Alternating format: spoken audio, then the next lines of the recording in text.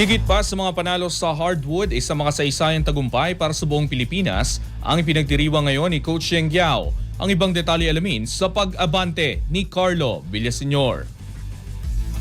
Pararangalan si Rain or Shine Head Coach Yeng Guiao ng President's Awards sa San Miguel Corporation, Philippine Sports Writer Association Awards Night sa February 16 sa Diamond Hotel, Manila. Bilang pagkilala sa kanyang isang dekadang legal na laban na nagbukas sa pondo para sa pambansang sports development. Ibibigay ng Philippine Sports Writer Association ang parangal para sa pamumuno ni Guiao sa isang nag-iisang kampanya upang ipatupad ang buong remittance ng government gaming revenues papunta sa Philippine Sports Commission. Noong 2016 bilang kinatawan ng unang distrito ng Pampanga, pinasok ni Guiao ang legal battle na halos mag-isa.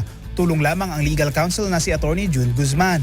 Matapos ang 10 taon, nagwakas ang laban sa isang landmark na 15-0 decision ng Korte Suprema na tuluyan nagpalaya ng bilyong-bilyong piso na retroactive funding para sa sports. Ayon kay PSA President Francis TJ Ochoa, ito ay uri ng serbisyong bihira lang makita. Isinagawa ng walang kamera, walang sariling interes at walang kasama. Ngunit direkta mapapakinabangan ang mga susunod na henerasyon ng Pilipinong atleta. Para kay Guiao, ang tagumpay ay higit pa sa isang legal na panalo. Anya, ito ay isang turning point para sa Philippine sports. Isang panahon kung saan may sapat na pondo na para sa grassroots programs, coaching equipment at nutrisyon. Isang laban sa labas ng court, ngunit may pinakamatinding epekto sa loob nito. Ako si Carlo Villaseñor, Abante Sports, now na!